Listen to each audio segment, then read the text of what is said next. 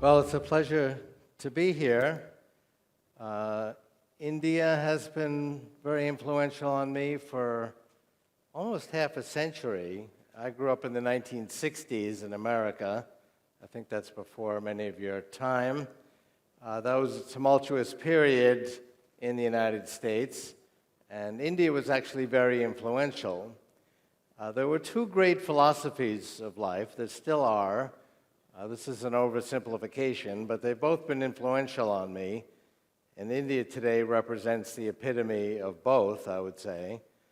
The perspective that's sometimes called the Western perspective is that the fundamental reality is that the world has matter and energy, and it has undergone evolution, and through this evolutionary process, more and more complex beings have evolved until we get human beings who are conscious, capable of free will, and so on. What became known as the Eastern perspective, and there's many variations of this, but I learned about this actually in the 1960s by reading Indian philosophy and religion. I learned actually an Indian meditation technique, which I still do, is that the fundamental reality is consciousness, and that it is conscious thought of conscious beings, like human beings, that bring into reality the material world.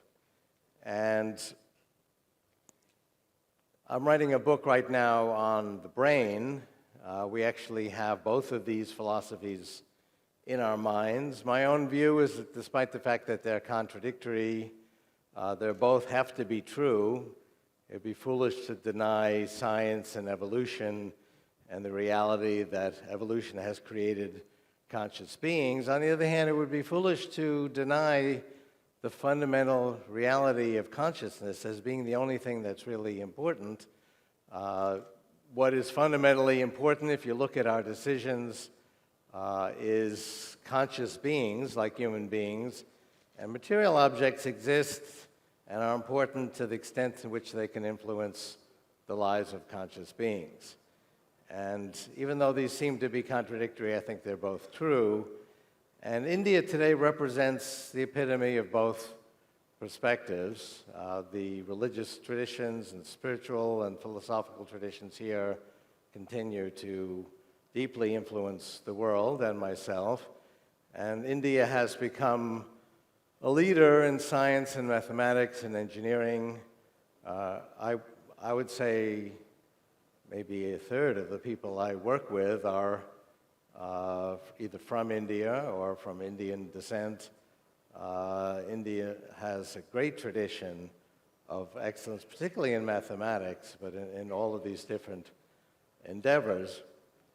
And the purpose of this conference is the Asian century. I think it's undeniable that in Asia has come up in the world economically in an unprecedented way that has never happened before in human history.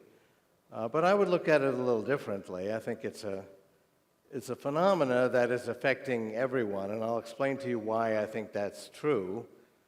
We see progress all over the world, in South America, even in Africa. The tools we have to create disruptive change, to change the world, are in everybody's hands. A kid in Africa today with a smartphone has access to more information and knowledge than the President of the United States or the Prime Minister of India had 15 years ago. These are immensely powerful tools. And we're seeing, in fact, very large growth rates in Africa. India has certainly been the first to embrace these new paradigms and these new routes to wealth, which are not so much based on geography and natural resources. They're much more based on intellectual capital. Most of the jobs that exist today didn't exist 50 years ago. And most of those new jobs, which pay 10 times as much as the old industrial jobs which they replace, have to do with creating intellectual property. And you don't have to be a big corporation or a big government agency or university research lab to change the world. I certainly see that in my country. I know Facebook and Google are popular here. That was started by kids on $1,000 laptops.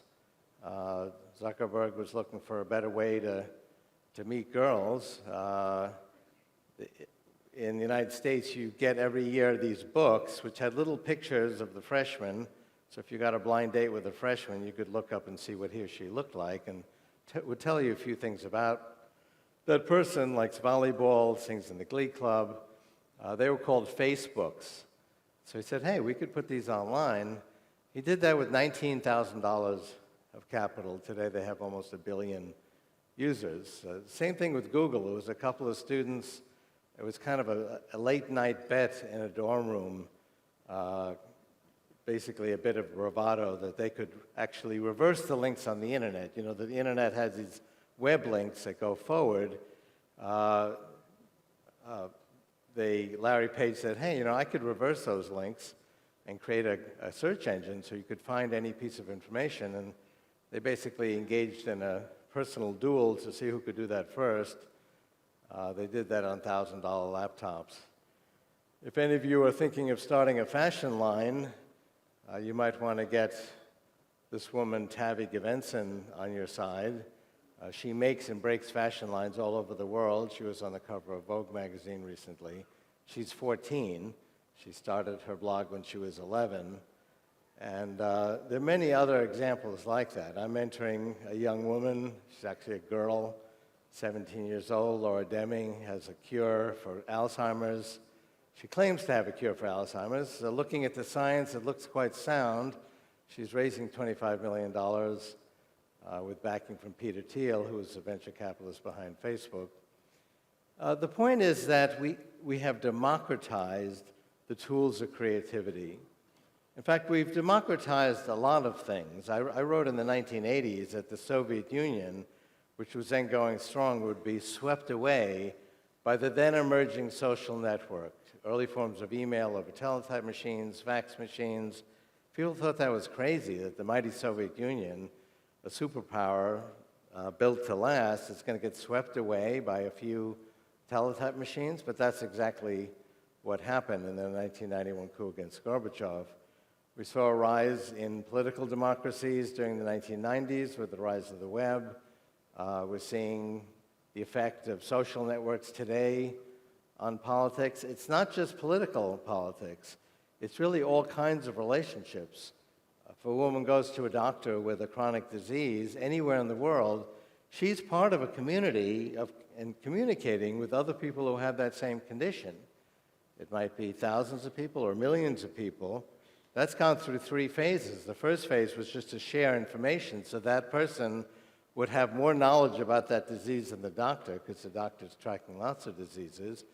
It then moved to political activism, where that group will say, oh, that regulatory agency is holding up this drug. That drug looks really promising, and they will actually get that pushed through. If you want a really powerful example of how this kind of collective political action on social networks can be powerful, look, there was a strike recently of Wikipedia and a couple of other sites in the United States against a piece of legislation had to do with privacy and intellectual property. It's called SOPA. This was sailing towards bipartisan support in the United States, was going to get passed. The users organized and made a strike against it. It was dead within hours. So an organized group of people with this kind of decentralized communication can be very, very powerful.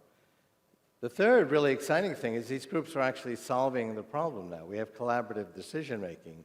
Recently, a group of several hundred mathematicians got together and solved a mathematics problem. About a quarter of that group were Indians. They solved a problem that had not been solved for centuries and would have been impossible without the collaboration of several hundred mathematicians who had never met each other. But using these new collaborative decision tools, we're able to do it in a matter of weeks. And so now you have groups of patients. You have 1 million patients. They have the motivation, but they also have the skills and the knowledge, and now the collaborative decision-making tools to actually solve that problem. And the phenomena that is enabling all of these changes, I call the law of accelerating returns. And that's what I'd like to talk to you about. It's an exponential growth of information technology, and it's not obvious. It's not intuitive. In fact, we have an intuition about the future.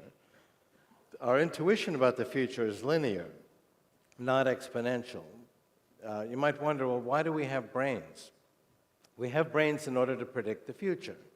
So when you and I or our ancestors were walking through the fields 1,000 years ago, we would look up ahead and say, oh, there's an animal going that way, I'm going this way, we're going to meet up there. I don't want to meet that animal, I'm going to go this other way. It was useful for survival. That's why our brains evolved. And those predictors of the future were linear. We assumed that that animal would continue on the same pace. That became hardwired in our brains, making linear predictions of the future. It turns out that the progression of information technology, not every progression, not every trend, but the basic power, capacity, price performance, bandwidth of information technology is exponential. It doubles every period of time. It's approximately once a year. Now you might wonder, well, what difference does that make? Well, if I take 30 steps linearly, 1, 2, 3, 4, 5, and that's our intuition about the future, I get to 30. If I take 30 steps exponentially, 2, 4, 8, 16, and that's the reality of information technologies like computers, communications, now biological technologies. At step 30, I'm at 1 billion. It makes a huge difference. And this is not just a speculation about the future. This is several billion times more powerful per constant dollar or any currency compared to the computer I used when I was a student. In fact, I went to MIT in the 1960s because it was so advanced it actually had a computer, and it took up a room about this size. It cost tens of millions of dollars. This is 1 million times less expensive. It's thousands of times more powerful. That's a several billion-fold increase in price and the amount of computer you get per constant dollar. It's 100,000 times smaller. Those are exponential trends. That's going to continue. 25 years from now, this will again be 1 billion times more powerful for the same cost. It'll be 100,000 times smaller. It'll be the size of a blood cell.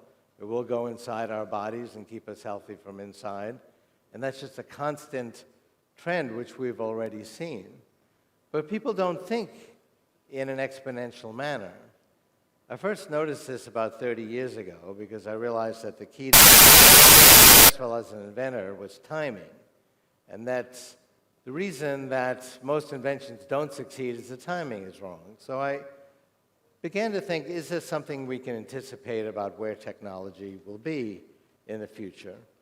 And I didn't really expect to find anything because the common wisdom is that you cannot predict the future.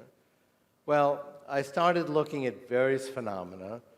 The first one I looked at was the power of computation, instructions per second per dollar, going back to the 1890 American census. It was the first national census to be automated. And what I found was quite surprising. If you measure this fundamental property of computers, it is an exponential progression that's very smooth going back to the 1890 census. And I'll show you that graph in a moment. And it had increased by a factor of trillions. And so I plotted out that graph. I just continued the curve out to 2050. We're now 2012. We are very much on that progression. And it turns out to be true of every form of information technology. And it's not affected by the things you would think are important. People say, well, it must have slowed down during the Great Depression in the United States and Europe in the 1930s. No, that had no effect. Well, it must have slowed down during the recent recession. No, that had no effect either. Well, maybe it sped up during World War I or World War II or the Cold War, because war is the father of invention. No, those things had no effect either. It's not affected by war, peace, boom times, or recessions. It goes through thick and thin. It's a very smooth exponential projection. So let me show you a few examples. This graph here, if you look at the right-hand graph, it's hard for you to see the exact numbers, but These are logarithmic scales. As you go up the scale, we're not adding to something, we're multiplying by powers of 10. So every level on that graph is actually 1,000 times greater than the level below it. So that straight line represents exponential growth in something. So that's actually measuring the last century. That represents trillions-fold improvement. That graph happens to be looking at the number of bits of information we move around wirelessly. So a century ago, that was Morse code over AM radio. Today, it's 4G networks. But look at how smooth a progression that is. It's not affected by any of the things that happened in the 20th century. Here's that first graph that I saw. These are different computers going back to the 1890 American census. Again, it's a logarithmic scale, so every level on the graph is 100,000 times level greater than the level below it. So that, again, represents trillions-fold increase. It's a several billion-fold increase just since I was a student. But again, look at how smooth a progression that is. Now, some people say, well, Kurzwell takes these exponentials and just projects them out. Exponential growth can't go on forever. Well, what happens is when a particular method for bringing the exponential growth comes to an end, it creates research pressure to create the next method. So, for example, in the 1950s, in 1952, the American network CBS predicted the election of President Eisenhower, the first time the American networks did that, and they did that with a vacuum tube-based computer. And then every year they were making the vacuum tube smaller and smaller to keep this exponential growth going. That finally came to an end. They were creating these tiny little vacuum tubes. They couldn't shrink them anymore and keep the vacuum, and that was the end of that particular method. It was not the end of the underlying exponential growth of computing. It just went to another paradigm, the fourth paradigm, transistors, and then to chips. It's when chips came in that we had Moore's law. Moore's law was actually the fifth, not the first, to bring exponential growth to computing. That'll come to an end around 2020. Key features then will be 4 nanometers. That's about 20 carbon atoms. We'll then go to the sixth paradigm, which is computing in 3 dimensions. And that's actually another exponential.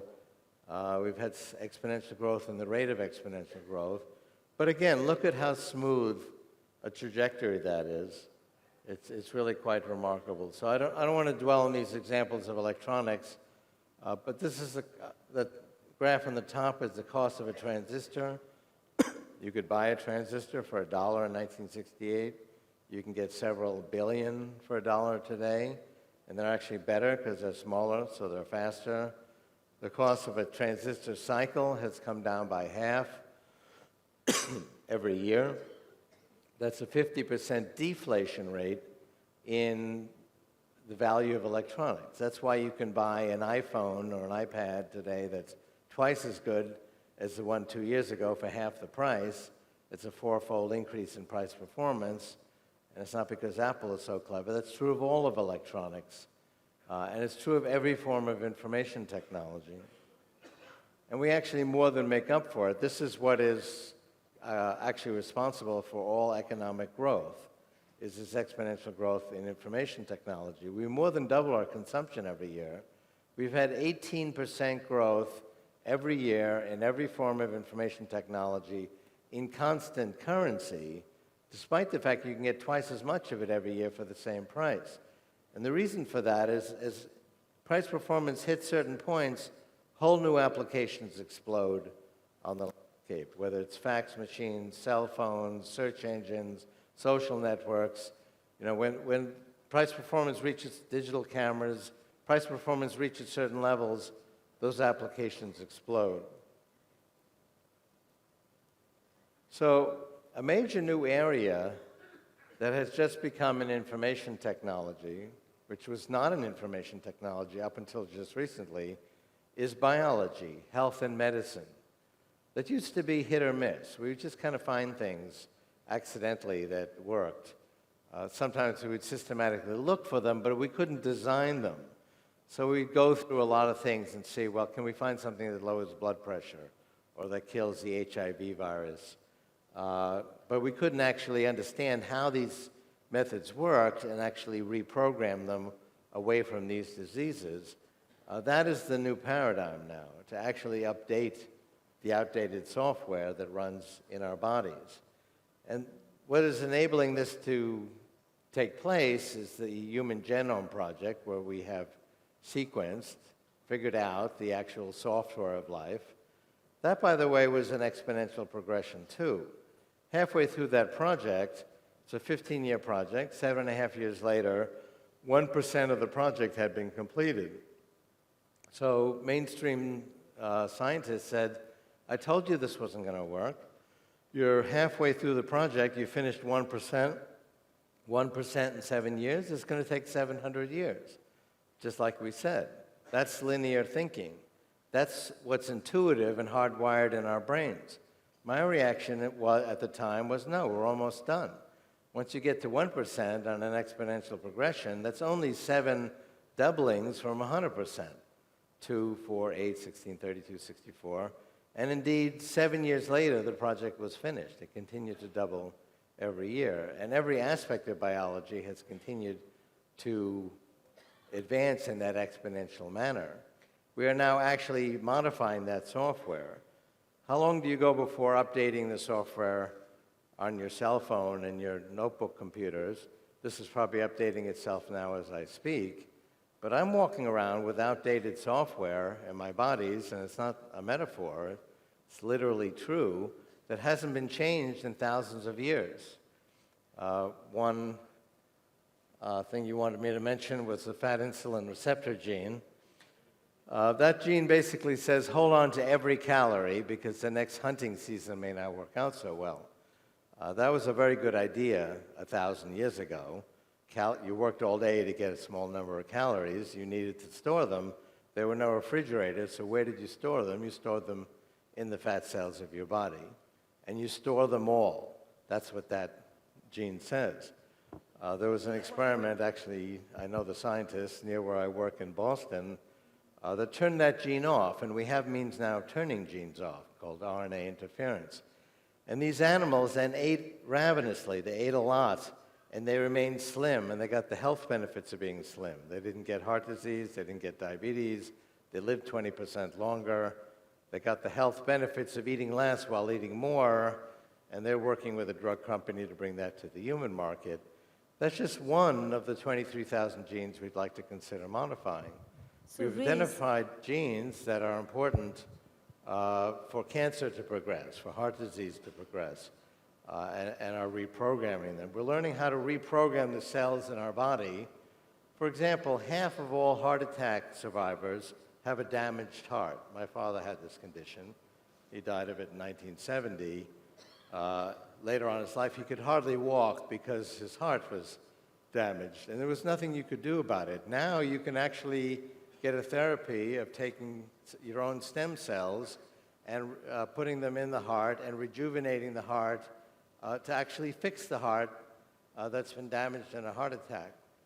I'm working with a company where we are growing new lungs using stem cells. There was a controversy, which you may remember, of using embryonic stem cells, which ran into ethical problems because it involved the destruction of embryos. That has been worked around. We can now create induced pluripotent cells, IPCs, that are equivalent to embryonic stem cells but are made from your skin cells. Again, by reprogramming them, adding 4 genes turns them into equivalent of embryonic stem cells, but there's no embryo involved. The ethicists who are opposed to embryonic stem cell research support this idea because there's no embryos. And anyway, if you want a new liver or a new kidney, you'd like to have your DNA, not the DNA of some other embryo. So we could talk for hours about these ideas, but the important point is that health and medicine is now an information technology, whereas it didn't used to be. So it used to progress linearly. That was still useful, but now it's going to go into high gear now that it'll progress at this exponential rate. These technologies will be 1,000 times more powerful than they are today in 10 years, 1,000,000 times more powerful in 20 years. Ray, could you please tell the audience a little bit about how you reprogrammed your own body and basically reversed your own diabetes, in the same vein that you were just mentioning? Talk about my diabetes? Yeah, how you reversed it, how you reprogrammed your body, basically. Well, I've to written do that. 3 health books about this topic, and we talk about, I have a co-author who's a medical doctor, and we talk about 3 bridges to radical life extension, to dramatic extensions of human longevity. And bridge 1 is what you can do right now. And there's actually a lot you can do in terms of eating the right kind of diet, and exercise and stress management and supplements. I was diagnosed with type 2 diabetes 30 years ago, and basically with my own program that I invented was able to overcome diabetes. I've had no indication of diabetes for 25 years, and my numbers are completely normal. I have a genetic disposition to heart disease, which my father died of, but I have perfect numbers and I have no indication of that condition. So there's a lot you can do. That's bridge 1. Bridge 2 is what I've been just talking about, which is reprogramming biology. That's right now in the development phase. Some things are coming out, like I mentioned, you can fix your heart if you had a heart attack. That's something new. But 15 years from now, these will be very mature technologies. So if you can follow bridge 1 for another 10, 15, 20 years, we'll then have the full fruit of what we call biotechnology, the ability to reprogram biology. And then that'll bring us to the 3rd bridge, which is nanotechnology, which I'll get to in a moment, but going beyond biology. Communication technology is very democratizing, as I mentioned. This is the number of bits being moved around on the internet on a logarithmic scale, doubling every year, very smooth exponential growth. And here's that on the left, that's the graph I had of the internet in the 1980s. Had just the first few points when it was called the ARPANET from the Department of Defense in the United States, which tied together a few thousand scientists. That was the predecessor to the internet in the early 80s. And I predicted this will be a World Wide Web connecting hundreds of millions of people by the late 90s. And people thought that was nuts when the entire American defense budget could tie together 2,000 scientists in a year. But I saw that it was growing exponentially, and that's the power of exponential growth, and of course that's what happened. We're shrinking technology. We are another area that used to be linear and not an information technology, but is now becoming an information technology, is the world of physical things. So today I can email you a book or a sound album or a movie. Used to be I'd have to send you a package. Now I can send you an email attachment. But I can also email you a violin. There's a picture of it. That's not an artist's conception. That was actually printed out on this new emerging world of three-dimensional printers. And somebody actually printed out an airplane, one module at a time, and then snapped them together and flew in it. I started a university called Singularity University, and one of our projects is to print out housing for the poor that will be very low cost but very high quality, basically one module at a time and snapping them together, Lego style, using three-dimensional printers. And the scale of precision of three-dimensional printers is getting better at an exponential rate. It's improving at a rate of 100 in 3D volume per decade. The costs are coming down dramatically. It's really right now right before the storm, but over the next decade, this will be a mainstream technology. If you go out 20 years, this will totally revolutionize manufacturing. So manufacturing, the way it's being done today, really will be replaced by this kind of technology. And it's improving at an exponential pace. It's an information technology. And one of the things we'll do, there's a movie of a nanobot, a little blood cell-sized device that'll go inside your bloodstream to keep you healthy. And if that sounds very futuristic, I'd point out there's already 50 experiments of doing that already with the first generation of nano-engineered devices in animals. One scientist cured type 1 diabetes in rats with a blood cell-sized device. That is a robotic red blood cell, which is about 1,000 times more powerful than your biological one. So if you were to replace a portion of your red blood cells with these little robots called resporocytes. You could do an Olympic sprint for 15 minutes without taking a breath, or sit at the bottom of your pool for 4 hours. I'm sorry, Ray, we're running a bit late. I've just received a note. I was just wondering if you would like to do more of a Q&A session, because I'm getting many requests for questions from the audience. Yeah. Well, let me show one more point, and Okay. then... Thank you. I'm writing a book called How to Create a Mind, The Secret of Human Thought Revealed, and basically we're making exponential gains in understanding human intelligence and being able to apply that to more and more intelligent artificial intelligence systems. But let me show you one graph which is interesting, which is the impact of all of this. There's a common perception, it's maybe not so common here in India because India is making such fantastic progress, but I do run into it in Europe and the United States, that things are getting worse in the world. And I think the reason for that is that our information about what's wrong with the world is getting better. So when there's a battle somewhere in the world or somebody's got a medical emergency, we hear about it, and we have much better ideas of what is going wrong with the world. But let's take a look at actually what has happened. All those little circles there are countries. That's the year 1800. And the x-axis is the wealth of those nations measured in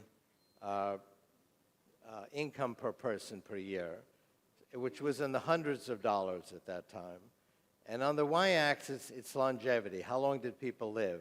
Which was in the 20s and 30s. Average in 1800 was 37. So did things get better or worse? We're now going through the 19th century. This is the first industrial revolution. Some countries are making some progress. But as we get to the 20th century, the 1900s, you'll see a wind that moves all of these countries towards the upper right-hand corner of the graph. There's a have-not divide. That does not go away. The better countries are still better off than the poorer countries. But the countries that are worst off at the end of this process are much better off than the countries that were best off at the beginning of this process. And it's not stopping. In fact, it's going into high gear. And this will actually move along even more rapidly as we go through this century. Asia has made the most progress if you look at the countries on this graph, but all the countries are improving. And I'll show you one last graph here. This is the progress we've made in longevity so far.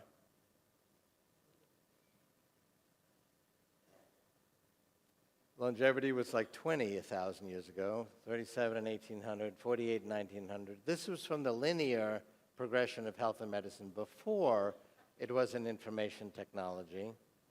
Now that it's an information technology, starting in about 10, 15 years from now, this is going to go into high gear. According to my models, we'll be adding more than a year every year to your remaining life expectancy in about 15 years. So if you can hang in there for another 15 years, we'll get to see the remarkable century ahead. Thank you very much. Thank you. Thank you. Ray, I'm just going to ask you a couple of questions. We're a little rushed for time. Just to take off from the last slide that you just showed us, in a situation where we will be able to upload ourselves into a computer and live forever, we in this country believe very strongly in karma. What happens to karma when you can live forever inside a computer?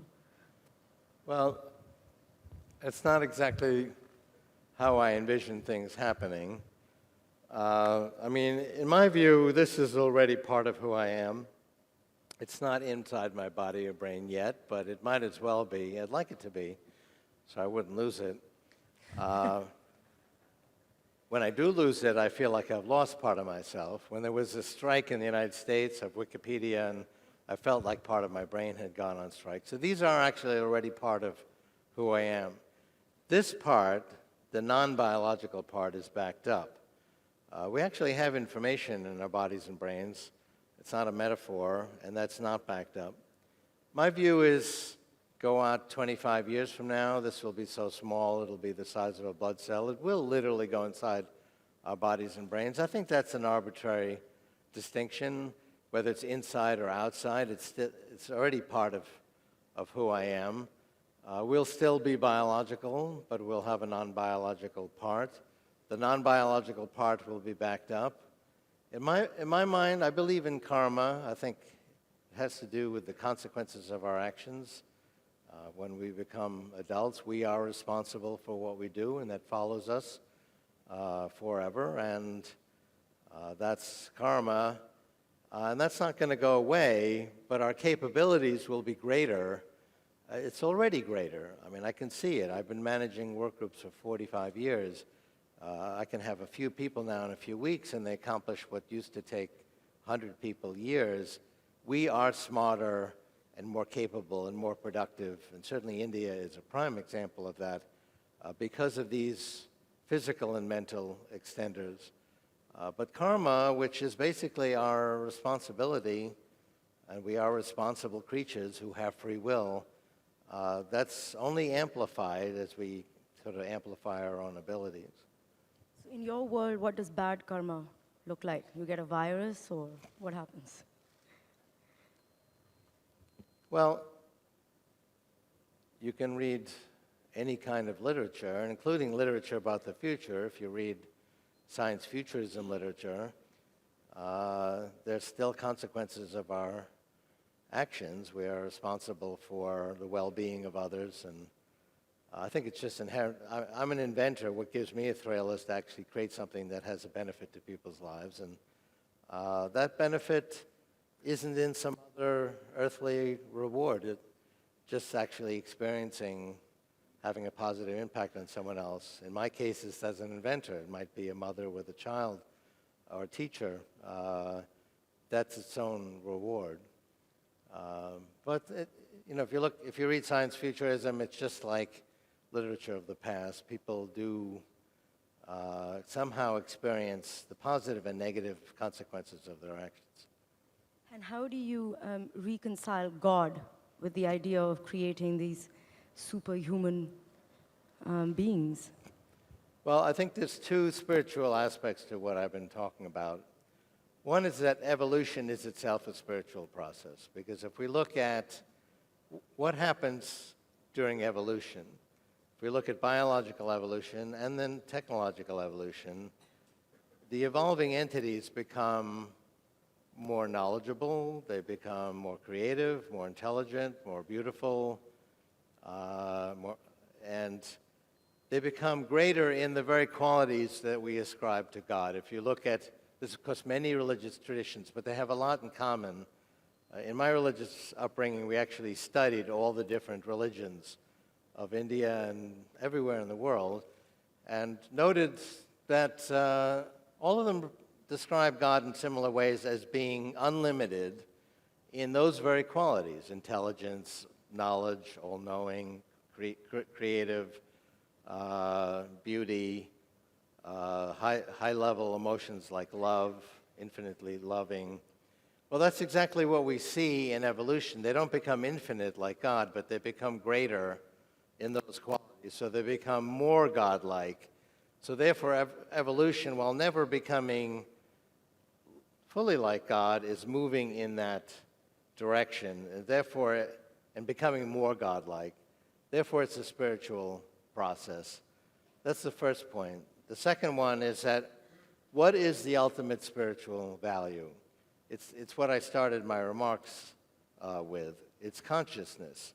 If you have a conscious person, we assume that all human beings are conscious, unless they don't seem to be, because I had too much to drink last night. But if they're, generally speaking, human beings are conscious, and that is the ultimate spiritual quality. If I have some gadget on a table and it's not conscious, it has no value other than to the extent to which it might help a conscious person. If I destroy my property, that's probably okay. If I destroy your property, it's not okay, but not because I'm causing pain and suffering to the property. I'm causing pain and suffering to you, the owner of the property, a conscious person. Our whole moral system and our legal system has to do with the sacred quality of consciousness. And in my view, what a human being is a entity that can be extended, and already has been, through the fruit of our own tools. Ever since we picked up a stick to reach a higher branch, we've extended who we are, made ourselves greater with our tools, physically and now mentally. And so we are expanding who we are through our technology. So the technology enhances our humanity, and it's part of our humanity, part of the sacredness of being a conscious person.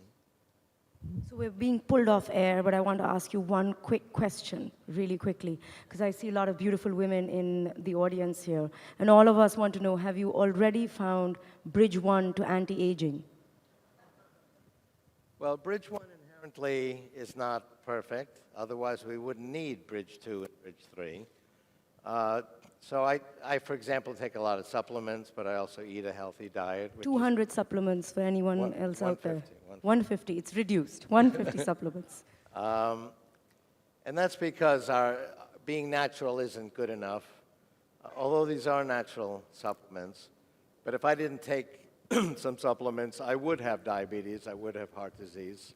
So I've reprogrammed my biology away from that. And people say, you think you're going to live hundreds of years because you're taking these pills and eating a right diet and exercising? And the answer is no. The goal of Bridge 1 is just to get to Bridge 2, which I think is only about 15 years away. And it's really a wake-up call for my generation, what we call the baby boomer generation, because, say, my kids, who are in their 20s and 30s, they should be in good shape in 15 years from now. But people, I'm 64, people at my age can be in good shape in 15 years. I come out younger on biological aging tests, a good deal younger. So it's not guaranteed I could be hit by a bus tomorrow, but I think I have a good shot at being not only alive, but in good shape 15 years from now when we have Bridge 2. So that's the goal of Bridge 1. So thank you, Ray. Since both of us may be living forever, I'm hoping I'll see you again in this lifetime. Absolutely. Thank you.